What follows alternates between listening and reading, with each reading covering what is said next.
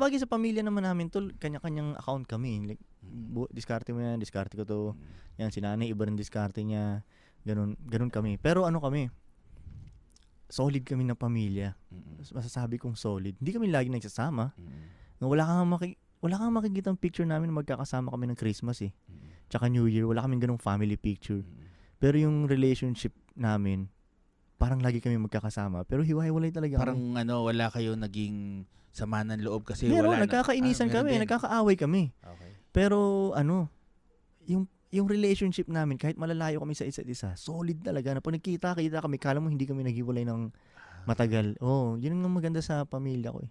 Galing din ako sa maayos na pamilya talaga to. Like, okay talaga. Hindi sinasabing magaling sa parenting yung mga parents ko.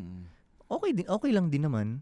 Pero good family yun ang masasabi ko. Yun yung balance ng